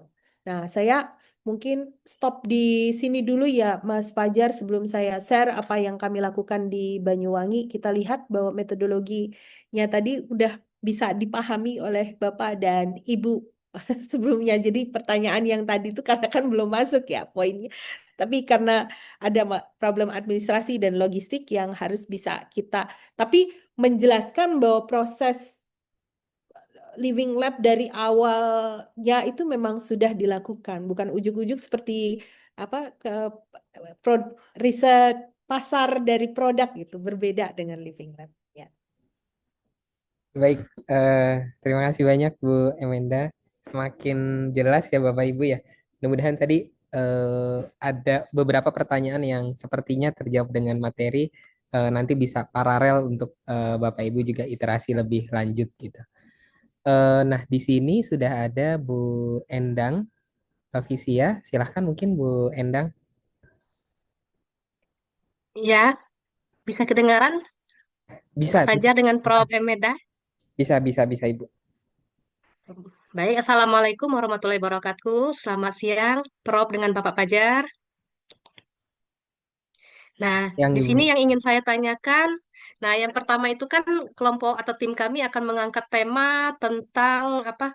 Pengolahan limbah atau ampas kopi dari mitra kami. Mitra kami ini apa? SMK yang ada rumah produksi kopi. Nah, jadi kopi tersebut rencananya akan kami olah menjadi yang pertama itu bioetanol, bahan dasar bioetanol, yang kedua pupuk organik cair. Nah, apakah ini bisa dikategorikan nanti ke dalam apa skema Living Lab ini? Prof. Emenda, mohon pencerahannya. Oke, sama sih gini Bu. Kalau kalau kita karena misalnya begini, kalau saya ingin mengetahui performa konfigurasi proses atau unit operasi apa sajakah untuk bisa mengolah limbah tersebut, mungkin skemanya kurang tepat untuk skema Bestari, tapi bisa untuk skema penelitian yang lain karena uh, karena di situ kita bekerja sebagai peneliti yang mencari apa efisiensi, kinerja reaktor, bagaimana caranya mengolah limbah gitu. Kalau pendapat saya sih itu lebih cocok diajukan untuk penelitian yang lain. Eh, Namun kalau nih misalnya penghasilnya ini SMK, SMK itu ke apa eh, dan apa limbah yang dihasilkan itu ternyata misalnya sudah terlalu besar, banyak yang menimbulkan permasalahan bukan hanya di SMK-nya gitu tapi udah menyebar ke masyarakat sekitar, udah ada protes, sudah ada yang lain. Nah, itu kita bisa pertimbangkan bagaimana caranya mencari solusi yang diterima oleh eh, apa masyarakat, pemerintah daerah, penghasil limbahnya, kita sebagai peneliti yang memberikan masukan. Nah, itu mungkin bisa masuk dalam skema ini. Tapi kalau seperti tadi, ingin mengolah limbah yang dihasilkan, kemudian mencari efisiensi bagaimana menyisihkan limbah tersebut gitu supaya bisa diterima dibuang ke lingkungan, itu mungkin skema yang lain sih, Bu Endang. Gitu sih Ya, Kak, pemahaman saya. Karena ya. ya gitu. Ya, terus Ibu ini ya, karena saya kan tertarik dengan program ini, tapi kalau misalnya kan saya sudah ada apa alternatif kedua yang ada tentang sampah. Nah, kalau sampah itu misalnya di satu kota atau kabupaten itu kan untuk penanganannya sampai saat ini kan belum apa terlaksana, baru misalnya dibuang ke TPA tempat pembuangan akhir. Nah, kalau itu bisa gunakan lagi untuk skema ini, skema apa Bestari ini bisa nggak Living Lab ini, Bu? Kalau untuk sampah, Oke, Eh, ya. pertanyaannya sampahnya Ya. apa yang direncanakan itu akan solusi alternatifnya akan menggunakan metodologi living lab atau tidak. Ada kalanya kan misalnya begini, oh ya saya tahu sampah terus nanti saya bilang aja ini pengumpulannya sampahnya harus terkumpul gitu, selesai. Maaf Bu, Beda ya. agak nanya lagi ya. Terus ini misalnya sampah plastik. Nah, bisa nggak saya gunakan untuk kegiatan Living Lab ini nanti misalnya menggunakan metode virosis? Oke. Nah, itu sama seperti tadi sih Bu, jawabannya kurang lebih. Kan itu berarti saya punya sampah plastik. Saya tahu saya bisa menghasilkan tar, car, apa ke minyak dari proses pirolisis tersebut gitu. Nah, Ya. yang saya kaji-kaji itu adalah parameter bagaimana caranya meningkatkan yield minyak, mengurangi jumlah tar yang dihasilkan. Nah, itu berarti penelitiannya yang lain, Bu. Oh, ya Bu, saya Ya, sudah paham maksudnya. Ya. ya. Terima kasih, Prof. Ya, terima kasih banyak Bu Endang. Ya, Pak Ya Bapak Fajar. Ibu, sebagai disclaimer ya Bapak Ibu ya, karena ini sebagai pendekatan mungkin jadi hibah pertama terbuka yang dilakukan pemerintah ya Bu Emenda ya, Living Lab ya. Jadi mungkin akan perlu adjustment penyesuaian bagaimana kita melihat sebuah problem, bagaimana kita melihat sebuah produk yang bisa masuk dalam skema Living Lab ini. Eh, Aslinya setiap produk, mungkin setiap problem punya potensi kalau yang saya tangkap dari Bu Emenda. Hanya saja dia perlu kriteria-kriteria khusus atau pendekatan-pendekatan khusus yang itu bisa disebut sebagai living lab. Tapi enggak apa-apa Bapak Ibu, karena kemarin kami juga di PMO belenger-belenger gitu ya, dengerin Bu Emenda, dengerin juga praktik dari Belanda, dengerin praktik dari NTT gitu. Banyak input yang kita dapat. Mudah-mudahan ini juga jadi sarana iterasi kita ya, sarana proses belajar kita bersama. Ya, berikutnya mungkin ini ada Bu Dona Ekawati. Silahkan Ibu. Baik, selamat siang Prof. Selamat siang Pak Fajar, apa suara saya terdengar? Ya, clear Ibu. Baik, terima kasih. Prof. Emen, mohon izin ya, saya terus terang saya respect banget dan ini sesuatu banget buat saya karena dari kemarin saya memikirkan ini akhirnya saya dapat di metode ini rupanya ya. Ah, Prof, saya mau arahannya nih Prof. Saya mau kaji ulang tadi sedikit review ya Prof. Karena di satu sisi saya mewakili dosen saya Prof. Di satu sisi juga membawa teman-teman Prof gitu ya. Prof, ada pertanyaan saya satu. Untuk teman-teman saya kebetulan banyak yang sedang lanjut S3 tapi mandiri, apakah diizinkan? Yang kedua, yang kedua ini bila penelitian dilakukan untuk living lab ini adalah beda kampus. Gitu. Terus yang ketiga, apakah outputnya boleh menghasilkan disertasi? Outputnya adalah disertasi salah satu dari outputnya, Prof ya. Terus sebentar satu lagi. Oh ya, Prof tadi terkait living lab itu kan awalnya saya dan teman-teman juga memang sudah ada penelitian awal yang tidak tahu kalau ini ternyata masuknya ke dalam metodologi living lab sebenarnya. Kami sudah lakukan beberapa itu dengan hexahelix sebenarnya Prof ya. Itu sudah pernah saya lakukan waktu saya S2 Prof. Apakah itu nanti bisa di continuity ya Prof ya untuk lanjut penelitian yang Bestari ini masuk ke dalam kategori living lab Prof ya. Karena kalau nggak salah saya dengar ini berarti dari hulu ke hilir itu semua impact-nya ataupun prosesnya semua melibatkan lapisan. Begitu ya, Prof ya. Itu saja. Mohon arahannya ya, Prof. Terima kasih. Bu Emenda, sepertinya banyak teknis. Mungkin saya izin duluan, enggak apa-apa Bu. Ya, benar, benar sekali. Tadi saya cuma mau jawab yang paling belakang justru. Ya, saya boleh izin sekali bertanya ya, Pak Fajar, daripada Ya, saya ya, chat. ya, tidak apa-apa Ibu. Yang pertama, Bapak Ibu, eh, ini hasilnya kebijakan internal kami di PMO dan juga LPDP. Kami tidak memperkenankan eh, dosen yang sedang melanjutkan studi untuk mengikuti program ini sebagai anggota, dalam tanda kutip ya Bapak Ibu ya, sebagai anggota aktif. Sebagai anggota ya, karena di anggota itu nanti Bapak Ibu punya hak renumerasi yang sudah diatur dalam Perdir LPDP. Tapi kami juga tidak menutup mata bahwa setiap satu penelitian sangat mungkin untuk melibatkan mahasiswa yang sedang disertasi, tesis, ataupun yang skripsi gitu. Hanya saja mereka bukan sebagai anggota, tapi sebagai mitra yang ikut menjadi penelitiannya menjadi salah satu bagian di dalam eh, apa namanya proyek besar tersebut gitu, Bu Dona. Jadi secara administratif memang tidak diperkenankan untuk sebagai anggota, tapi nanti semisal dosen Ibu atau supervisor Ibu mengajukan satu ide, Ibu terlibat di sana dan disertasi Ibu ikut juga apa namanya menjadi salah satu bagiannya gitu, walaupun bukan jadi output yang kita persyaratkan gitu Bu. Karena output yang kita persyaratkan adalah apa yang jadi diajukan dalam proposal, dan disertasi tesis dan skripsi bukan jadi output yang dipersyaratkan gitu. Tapi apakah itu bisa paralel? Sangat bisa gitu Ibu ya.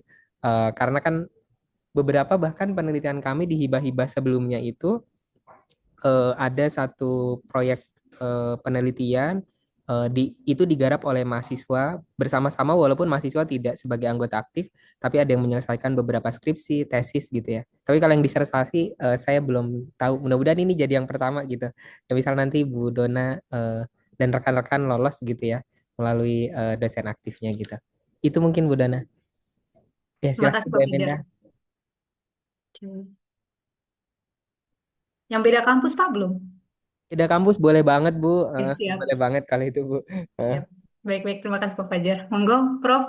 Ya, untuk yang terakhir ya itu tadi kan saya udah bilang ya. Jadi memang sebenarnya ini kan baru MIT kemudian Uni Eropa yang banyak mengerjakan living lab. Jadi sebenarnya pada saat dulu kita penelitian pengabdian masyarakat melihat keberterimaan itu adalah sebagian dari proses living lab gitu. Nah, bagaimana Bu Dona aja memformulasikan dan menarasikan bahwa proses langkah-langkah untuk living lab itu sudah dilakukan yang sebelumnya gitu. Bisa dipotong misalnya di ujungnya pada saat user testing itu ingin apalagi yang ingin di refine dan diprototypingkan untuk bisa diuji cobakan ke masyarakat gitu. Siap-siap. Baik, kalau gitu paham. Terima kasih banyak ya, Prof. Siap, terima kasih Terima banyak kasih, Pak Bu Fajar. Dona. Iya Ibu. Eh, Berikutnya ada Ibu Marliana. Silahkan Ibu. Oke, terima kasih atas kesempatan yang diberikan kepada saya. Saya Marliana Espalat dari Universitas Cokroaminoto Makassar. Didengar ya Bu ya, Prof? Oke, waktu saya melihat ini program ini, saya berpikir ini penelitian. Tetapi setelah saya beberapa kali ikut seminarnya ini, saya melihat bahwa ini mengarah ke pengabdian. Seperti tadi yang Prof katakan bahwa ini dilihat dari luar negeri, Ibu melihat bahwa ini pengabdian kepada masyarakat di tempat tersebut. Jadi yang saya mau tanyakan, apakah yang saya mau ajukan ini proposal tentang model pengembangan agroforestry ya di lahan kakao dengan menggunakan sistem alley cropping dengan memanfaatkan tanaman buah-buahan unggulan di antara tanaman kakao ini masuk pada kategori bestari ini, karena saya lihat bahwa pada saat ini mitra saya kan saya meneliti di tempatnya, hasil dari kakao itu akan semakin menurun ya Bu ya, hasil Prof ya, hasil dari penjualan dari hasil panen mereka. Jadi saya mau mengembangkan bahwa ada di antara tanaman tersebut bisa ditanam tanaman buah-buahan unggul untuk meningkatkan ekonomi mitra saya, petani yang di lahan di tempat saya meneliti 2 tahun yang lalu. Apakah itu bisa menjadi program bestari, dan apakah saya bisa juga memadukan bahwa di samping saya mengabdi dengan model agroforestry ini, apakah saya juga bisa meneliti untuk mengisolasi bakteri dan mikroorganisme yang bisa dijadikan pupuk organik bagi tanaman kakao di lahan tersebut. Jadi sambil saya mengabdi, saya juga mengadakan penelitian untuk nanti pengembangannya hasil daripada isolasi dari mikroorganisme ini saya jadikan sebagai pupuk organik buat di lahan tersebut, karena kita ketahui kalau mikroorganisme dari lahan yang kita ambil dari situ itu lebih bermanfaat diaplikasikan di lahan di mana saya ambil mikroorganisme tersebut. Itu Prof. Baik, terima kasih Bu Marlina. Ternyata banyak banget ya gini problem penelitian. Saya boleh ralat sedikit ya Bu ya, sebenarnya living lab itu lebih cenderung ke arah penelitian sih Bu, karena setiap aktivitas yang dilakukan itu sebenarnya kita berusaha memahami fenomena, meningkatkan pengetahuan kita begitu. Dan jadi seperti yang disebutkan tadi, pada saat co-creation pun sebenarnya kita lagi belajar terus belajar memahami, dan itu kan sebenarnya bagian dari pengetahuan ya Bu. Jadi bisa saja, bukan berarti, karena kan mungkin Bu Marliana sama seperti saya, kita ditrain sebagai saintis atau engineer yang melihatnya dari kacamata penelitian kita itu adalah menyelesaikan masalah. Kalau saya udah bisa ada problem setnya itu saya punya masalah, tapi saya nggak melihat apakah hasilnya nanti akan berinteraksi dengan orang lain dan menimbulkan masalah baru, atau atau hasilnya itu akan memberikan dampak negatif terhadap yang lain, itu tidak gitu ya. Nah, sama seperti tadi Bu, kalau misalnya saya penelitiannya tentang bagaimana memanfaatkan mikroorganisme lokal untuk meningkatkan kinerja apalah misalnya soil amendment kah atau peningkatan nutrisi ke lahan pertanian atau meningkatkan pertumbuhan pertanian itu mungkin skemanya lebih tepat ke yang lain Bu, karena kan berarti kita dari kacamata peneliti murni tanpa melibatkan yang lain. Oh, saya tahu nih berdasarkan teori yang berlaku nih organisme lokal apalagi digunakan konteks lokal akan akan mampu misalnya tergantung ibu mau ke organismenya itu untuk mengimprove kesuburan tanah kah atau meningkatkan yield produksi, meningkatkan pertumbuhan dan lain-lain gitu, menambah unsur nutrien bagi tanaman gitu. Nah, proses ini kan semata-mata fokus pada penelitinya. Nah, itu mungkin skemanya yang lain, Bu. Kalau menurut pendapat kami sih gitu ya. Uh, ap- ap- Ya, kurang lebih batasannya seperti itu sih Bu. Kalau yang terlibat kita, oh kita punya masalah nih, ternyata tanahnya nih kurang subur gitu. Saya punya ide, Bu Marliana punya ide. Wah, ini bisa memanfaatkan mikroorganisme lokal gitu. Tadi kan ya, saya akan bisa mengimprove meningkatkan kesuburan tanah misalnya begitu. Nah, itu berarti saya bergerak dari kacamata saya sebagai saintis atau sebagai engineer yang merekayasa proses tersebut. Nah, itu mungkin pindah ke call yang lain saja. Bukan Ya, begitu kan ya Pak Fajar ya? Ya, betul, betul, betul, Kalau betul. kalau Prof, kalau yang tadi model yang agroforestry yang memanfaatkan bibit unggul yang ditanam ini untuk pemanfaatan lahan yang tidak digunakan, bagaimana Oke. Prof? Nah, kalau ini boleh Bu, ya, Ibu memformulasikannya bagaimana bahwa misalnya bibit unggul kan bibit unggul versi Bu Mariana.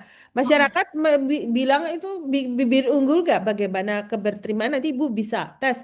Apakah ternyata bukan itu yang mereka mau tapi yang lain. Apakah secara ketersediaan dari bibit tersebut tuh ada atau ada yang lain yang sebenarnya ada yang lebih berpotensi kan belum belum tahu. Nah, kalau Ibu bisa sarannya sih kalau bisa memformulasikannya dari ide dari awal melibatkan pihak yang termasuk kan kalau sekarang ada perusahaan yang menghasilkan bibit unggul gitu. Apakah Ya, itu yang iya Prof, terlibat di ada. dalamnya? Nah, Nah, ya, dan memang mitra kami memang menginginkan seperti itu bahwa ya kalau ada bisa seperti itu Ibu, karena dengan seperti itu bisa membantu kami untuk meningkatkan pendapatan kami dengan adanya apa namanya seperti nenas madu ditanam di antara pohon-pohon kakao seperti itu sehingga mereka mendapatkan tambahan nilai dari hasil daripada tanah lahan mereka.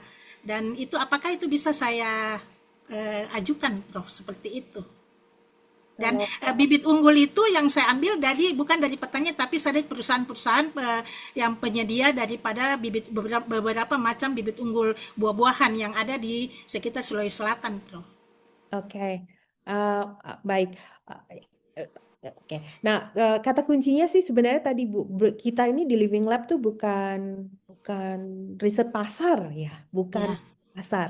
ya. Jadi memang pada saat menentukan kenapa harus nenas gitu. Pertanyaan kalau Ya, Living Lab, kenapa harus nenas? Kenapa yang lain? Siapa penggunanya?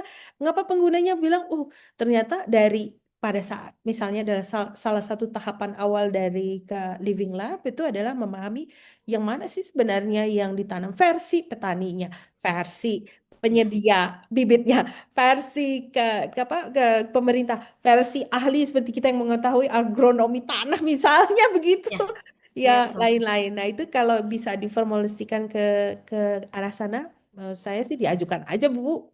Ya, nanti saya coba, Prof. Ya, Ya, makasih, Prof. ya. Terima kasih banyak Bu Marliana. Bagaimana Prof. Emenda? Apakah mau kita lanjut saja sampai akhir tanya jawabnya atau lanjut materi lagi, Prof? Karena waktu juga mungkin Oke, saya boleh ke rundown cepat ya apa yang boleh, kami boleh, lakukan. Jadi boleh, sebenarnya Prof. untuk proses yang 1 tahun itu terakhir saya potong di user testingnya aja. Kita hanya melihat, kan kita udah melakukan co-design, co-creation terhadap alternatif solusi, kemudian kita buat workshop lagi, kemudian kita lakukan fokus diskusi grup dengan berbagai pihak begitu. Toh pada akhirnya itu eh, yang tadi masyarakat penggunanya kita lihat, kita memaksakan misalnya masyarakat tuh harus memilah. Ternyata problem kami itu adanya di eh, masyarakatnya belum tahu cara memilah. Jadi kalau padahal kami bersedia misalnya, oh ya ini bisa ada yang ini industri yang bersedia menerima sampah yang sudah bersih itu bersedia, udah kami nanti sediakan tempat sampahnya. Tapi kalau sudah disediakan tempat sampah pun belum tentu berhasil gitu. Jadi kami melihat secara keilmuan apa sih yang menyebabkan seseorang itu bisa atau tidak bisa atau setengah bisa hanya untuk memilah sampah saja gitu. Sesederhana itu ibu-ibu, tapi ada prosesnya di awal yang saya sebutkan. Cuman ini dipotong. Saya ini cepat aja ya biar bisa menjawab kembali pertanyaan Bapak Ibu. Mungkin ada pertanyaan teknis juga untuk Pak Fajar. Jadi waktunya bisa dimanfaatkan semaksimal mungkin. Oke. Nah, di PASIS kita memang berusaha untuk bisa membantu pemerintah Indonesia pada saat itu untuk bisa mengurangi jumlah sampah plastik yang terakumulasi di lingkungan gitu. Karena banyak sekali gaps yang belum dipahami, belum adanya data dan seterusnya. Jadi metode kami secara keseluruhan dalam menyelesaikan permasalahan tersebut bukan hanya living lab gitu. Tadi kami mulai dari satu yang sangat sederhana, besaran masalah itu kami lakukan, dan memang penelitian ini tidak 1 tahun gitu, dilakukan dalam 4 tahun. Nah, tapi core dari hasil semua kumpulan pengetahuan yang didapatkan tersebut di ujungnya memang tetap di living lab. Jadi pemahaman kami tentang permasalahan yang ada itu kami buatkan dalam alur kerja yang seperti tadi, dimulai dari co-design, workshop, diskusi antar sektor untuk membahas solusi sesuai dengan isu yang menjadi yang menjadi target untuk diselesaikan. Kemudian kita mendapatkan, jadi pendengar sih sebenarnya, mendapatkan gambaran awal. Padahal kan kalau kita pikir, wah saya ini Amanda Sembiring, lulusan teknik lingkungan, ahli misalnya mengolah, kalau mau bikin kompos bisa, kalau mau proses termal bisa gitu. Tapi ternyata tidak semudah itu dalam menyelesaikan masalah pengelolaan sampah. Jadi kita mendengarkan konsep-konsep apa yang paling mungkin yang diterapkan untuk di tempat case tadi di living lab-nya. Kemudian dari case tersebut kita masih tanyakan lagi. Pertanyaannya sebenarnya sederhananya, bagaimana perasaannya pada saat melakukan jadi kita, karena ya itu kalau peneliti kan selalu harus cari cara kita dapat hasil banyak tapi dengan cara yang simple dan sederhana gitu. Kalau kita membuat setting ada misalnya bagaimana caranya seseorang langkah misalnya dari menghasilkan sampah, kemudian sampah tersebut dibawa ke bank sampah atau sampah tersebut dipilah di rumahnya. Kalau kita buat dalam bentuk real life gitu, ada tempat sampahnya, ada ini settingnya itu kan mahal gitu. Jadi kita cari cara yang modalitinya lebih lebih mudah. Salah satu di antaranya yang di awal sekali pada saat kita menyelaraskan konsep itu adalah dalam bentuk storytelling namanya. Jadi kita menggambarkan prosesnya itu dalam bentuk ilustrasi gambar. Karena bukan bukan bukan tanpa alasan. Karena kan secara pengetahuan kita tahu kita lebih mudah membaca gambar daripada membaca tulisan gitu. Kalau peneliti kan memahami hal tersebut gitu. Jadi kita buatnya dalam bentuk storytelling walaupun dilengkapi juga dengan uraian gitu apa ya aktivitas apa yang dilakukan gitu dan seterusnya. Kemudian kita tanyakan kembali apa halangannya dari sisi keuangan, dari sisi finansial, dari sudut pandang ekonomi, apa halangannya dari penggunaan teknologi tersebut gitu. Misalnya di awalnya kita pikir "Wah, banyak banget sepertinya angka elektrifikasi tinggi, penggunaan mobile phone juga tinggi, tapi ternyata penggunaannya berbeda seperti persepsinya berbeda seperti yang kami pikirkan gitu. Jadi refine penyelarasan konsep nih menjadi bagian penting. Nah, setelah kita pikir kita sudah mendapatkan beberapa banyak keselarasan, kemudian baru kita lakukan user testing, kemudian perbaikan konsep kembali. Nah, ini mengikuti semua aktivitas jadi ada banyak alternatif di awal, terus kita pilih-pilih lagi yang mana yang sudah pernah dijalankan di Indonesia, di kota-kota lain, mulai dari hulu ke hilir kita pilih, kemudian kita lakukan diskusi kembali, aktivitas kembali. Pada saat diskusi itu kita bagi beberapa sesi karena seperti tadi kita ingin memahami apa eh, masukan dari setiap individu bahwa di individu yang mana sajakah itu bekerja. Nah, dari pemahaman tersebutlah baru kita merefine kembali. Nah, kalau untuk peneliti, alasan adopsi mengapa hal tersebut itu tidak bisa diterima atau bisa diterima itu sebenarnya kan bisa dituliskan dan bisa menghasilkan publikasi juga gitu. Nah, kita teruskan kembali. Nah, modality yang kami lakukan itu untuk bisa men-setting kondisi real life-nya itu tadinya ingin karena kalau dari Institut Teknologi inginnya langsung dalam virtual reality, ternyata virtual reality terlalu mahal gitu untuk budgetnya tidak memenuhi. Jadi kami pilih untuk virtual settingnya dengan cara dua dimensi saja begitu. Jadi ada pelakunya, ada yang mengamati, kemudian di belakang tuh dibuat setting khusus tentang hal tersebut.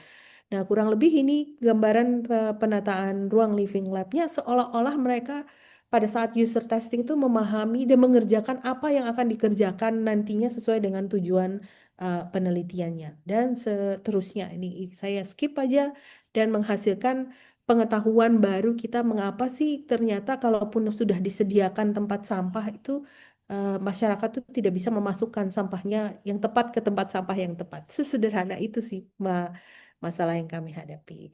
Nah,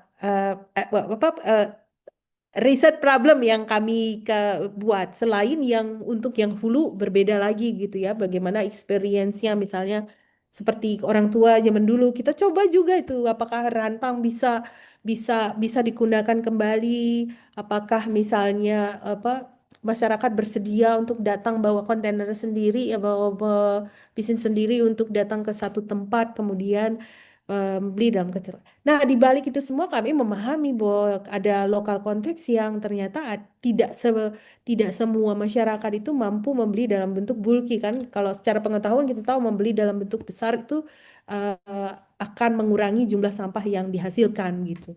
Tapi kan ternyata kemampuan untuk membeli dalam jumlah besar itu untuk konteks daerah tertentu misalnya tidak bisa dipenuhi. Jadi kita harus adjust lagi pemahaman kita tentang hal tersebut.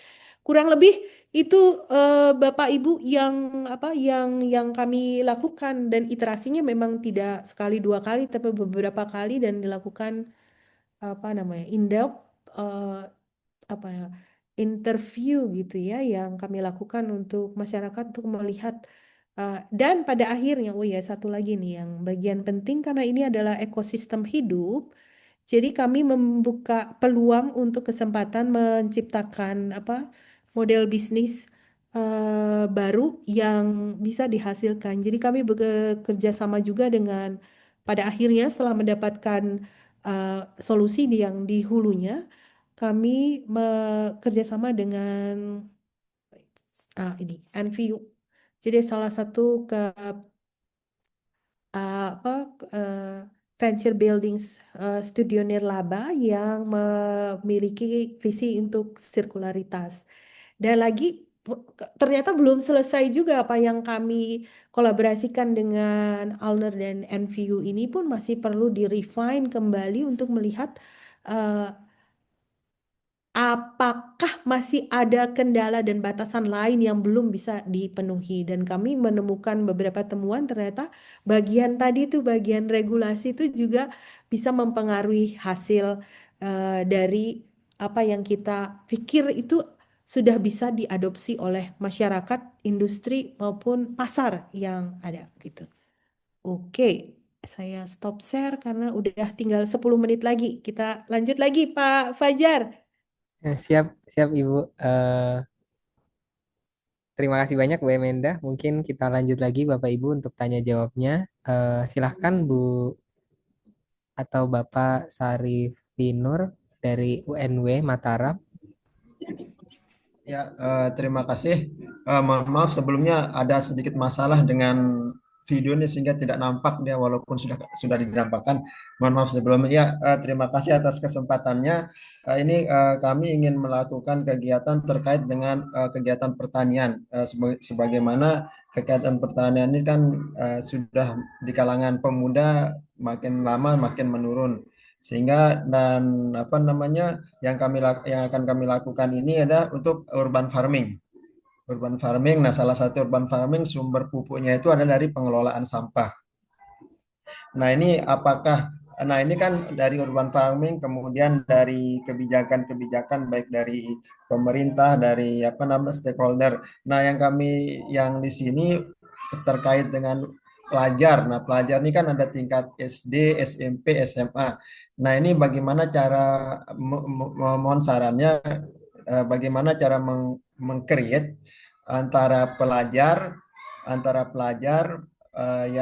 agar bisa memilah sampahnya digunakan untuk pupuk. Kemudian nanti ada urban farming yang kami gunakan sebagai salah satu metode untuk memanfaatkan dari limbah-limbah. Jadinya pelajar itu tidak bawa sampah ke tempat sampah, tapi nanti kalau bisa bawa ke sekolah, dan di sekolah itu rencananya mau dari kebijakan kami dari dinas mau berencana mengusulkan ke dinas pendidikan itu nanti ada buat ekstrakurikuler pertanian urban farming, nanti pengelolaan sampah dari murid-muridnya. Nah, itu yang kemudian yang kedua terkait alat dan bahan. Kami sudah ke beberapa mitra baik itu sekolah, baik itu industri, UMKM, terkait untuk beberapa ada alat-alat yang peralatan mereka kurang, itu kami kurang ini.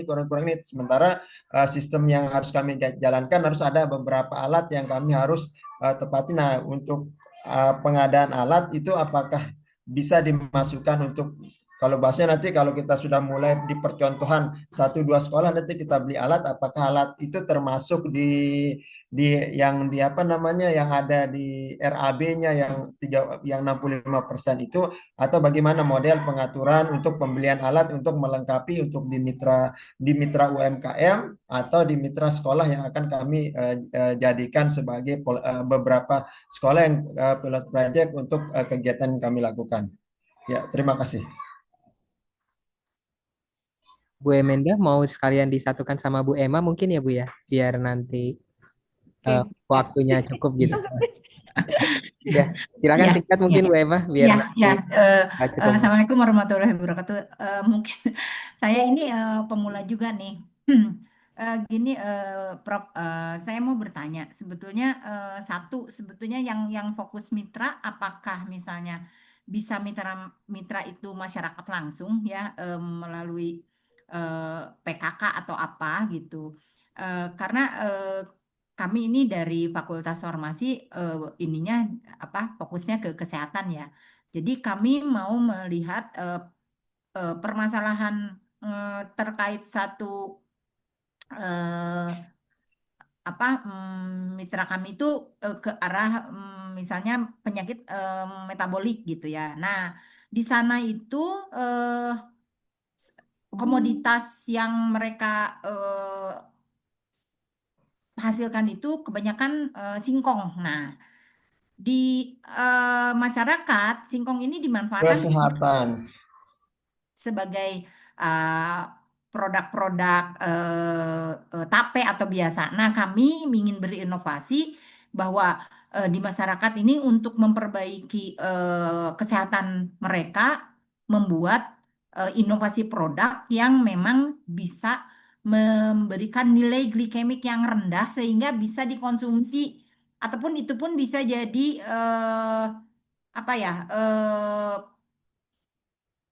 hasil usaha gitu, usaha untuk masyarakat itu. Apakah ini termasuk skup Bestari ini atau tidak gitu? Itu mungkin yang ditanyakan. Terima kasih. Silahkan Prof. Emenda. Baik, punten Bapak Ibu.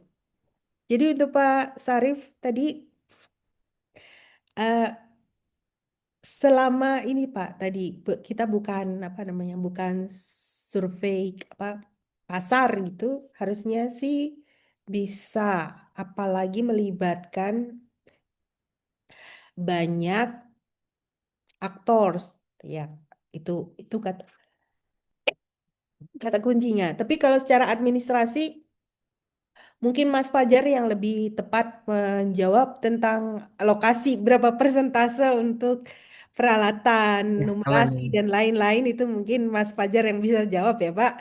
Siap-siap, Bu. Tapi secara konsep, selama bukan ditujukan untuk riset pasar, tapi proses untuk menentukan uh, apakah memang urban farming yang diinginkan, misalnya begitu nih pertanyaan ini aja yang langsung selintas muncul di saya, apakah tidak ada uh, apakah ada cara yang lain, apakah ada kebiasaan lokal yang lain yang ternyata memang menurut masyarakat, penghasil limbahnya, menurut pemerintah yang sudah pernah ada atau sudah pernah dicobakan dan mungkin ingin diimprove, itu yang apa eh, kegiatan tersebut sudah dilakukan, nah itu bisa masuk dalam skema ini. Nah, kalau buat Bu Emma, ya sama sih Bu tadi, kalau kita mau penelitian tentang apakah produk ini mengurangi indeks glikemik masyarakat, itu kan versi peneliti ya. Jadi itu harusnya mungkin bisa ke skema yang lain. Kecuali Ibu memformulasikannya dalam bentuk yang tadi. Menurut saya tuh ini kata kunci terakhir nih sebelum kita tutup nih, cuma ada 2 menit. Bagaimana Bapak Ibu memahami konsep eh, metodologi living lab dan mengaplikasikan keilmuan tersebut bukan dari kacamata peneliti semata, kurang lebih begitu sih Bu, tapi merupakan hasil eh, penyamaan konsep yang sudah difikirkan bersama-sama, bukan dari kacamata kita. Oh, saya bilang, oh ini bermasalah nih masyarakat nih, penyakit gula, diabetesnya meningkat ini karena makanan gitu, karena food intake-nya gitu. Terus saya jadi peneliti, saya bilang, wah ini harus diciptakan produk makanan yang indeks bisa menyebabkan dia glikemik rendah gitu kan, versi versi kita Bu, versi peneliti kan menarik menurut kita. Tapi apakah hal tersebut, misalnya produk yang kita tawarkan tadi diminati, disukai masyarakat, kemudian apakah masyarakat memang memandang bahwa diabetes itu adalah problem buat mereka, itu kan belum tentu juga gitu ya. Maksud walaupun secara kesehatan memang pasti dong, yang namanya juga meningkatkan diabetes gitu harus dikurangi, kalau kata Menteri Kesehatan kita sekarang harus berbagai cara, termasuk termasuk tadi bagaimana kita belajar juga dari pernyataan Kementerian Kesehatan tersebut gitu, untuk bisa mengkait-kaitkannya juga bahwa kemasan yang ditimbulkan karena minuman makanan yang mengandung gula itu ternyata bisa menimbulkan pencemaran juga gitu ya. Oh, oke. Poinnya begini Bu. Selama bukan dari kacamata peneliti saja, harusnya bisa masuk dalam skema ini. Apalagi pada proses tersebut melibatkan banyak pihak yang menghasilkan ide bahwa memang itulah yang dibutuhkan, bahwa itulah masalah yang ingin diselesaikan, termasuk konsep penyamaan bahwa alternatif solusi tersebut itu dibahas secara bersama-sama sih, bukan cuma dari kacamata peneliti, Ibu. Begitu. Terima kasih banyak Bu Emenda atas jawabannya. Pak Sarif Nur, mungkin saya izin melengkapi terkait dengan eh, biaya pembelian peralatan ya Pak ya. Pada prinsipnya pembelian peralatan diperkenankan Pak untuk bisa masukkan 65% yang sesuai dengan Perdir LPDP. Hanya saja ada 2 prasyarat Pak. Yang pertama, peralatan tersebut pastikan memiliki hubungan yang kuat dengan aspek yang diteliti gitu ya Pak ya. Jadi sifatnya sebagai supporting untuk kegiatan penelitian, bukan pelengkap ya Pak ya, karena dua hal itu jadi hal yang berbeda. Berikutnya, setiap alat yang dibeli akan menjadi BMN Pak, dalam artian itu menjadi miliknya perguruan tinggi Bapak, jadi bukan milik mitra. Eh, kalau jadi nanti akan ada prosedur untuk pendaftaran ke BMN-nya seperti apa gitu Pak. Dan nanti Bapak tinggal ikuti saja gitu. Tapi dua hal itu mungkin Pak yang jadi dasar, pastikan alatnya kesesuaian alat dengan mendukung proses penelitian. Yang kedua, alat tersebut bukan menjadi hak mitra tapi menjadi BMN negara gitu Pak. Atau menjadi BMN dari perguruan tinggi Bapak. Baik, terima kasih banyak Bu Emma, Pak Sarif atas ruang diskusinya. Kami sangat menunggu proposal EOI gitu ya dari Bapak Ibu sekalian. Sebagai informasi, saat ini sampai dengan hari ini Bapak Ibu masih diperkenankan untuk bisa mendaftarkan akunnya ya di link yang kami berikan. Bisa cek di semesta.kemdikbud.go.id. Berikutnya nanti tinggal klik pilih Bestari saja. Saya juga sudah mengirimkan link materi untuk materi hari ini, materi sosialisasi kita sampai dengan web series lainnya, sekaligus juga rekaman Zoom. Jika Bapak Ibu ada kendala teknis juga Bapak Ibu bisa tuliskan di link tersebut gitu ya. Nanti akan ada yang menghubungi atau akan segera dibantu untuk solve the problemnya. Kami juga memiliki grup Bapak Ibu, grup Bestari Saintek, untuk bisa ruang diskusi kita mungkin secara WhatsApp gitu ya. Nanti Bapak Ibu bisa masuk saja. Sekaligus juga mohon untuk Bapak Ibu untuk mengisi kegiatan presensi di nomor 4 gitu. Nah, terakhir Bapak Ibu, informasi dari saya, EOI akan kita tutup tanggal 15 November. Dan untuk web series di hari selanjutnya, karena narasumber kebetulan sedang kurang sehat, jadi mungkin kita akan undur di pekan selanjutnya. Akan diinformasikan lebih lanjut melalui media sosial Semesta Dit Minat Saintek gitu. Baik, terima kasih banyak Bu Emenda atas waktunya. Ini jadi recalling kembali buat kami, tentu teman-teman di PMO harus sepertinya harus melihat kembali materinya Bu Emenda gitu ya. Hal-hal basic yang mungkin jadi diferensiasinya mana penelitian biasa, mana living lab gitu. Sekaligus juga aktivitas alur kerja terkait dengan living lab seperti apa dan lain sebagainya gitu. Terima kasih banyak Bu Emenda atas waktunya. Saya ucapkan mungkin itu dari saya Bapak Ibu. Salam, selamat siang. Assalamualaikum warahmatullahi wabarakatuh. Waalaikumsalam. Sukses semua ya buat Bapak Ya. Ibu. Selamat siang. Ya, selamat siang Bu Emenda. Terima kasih banyak Ibu. Mas Iya, Fajar. terima kasih. Assalamualaikum.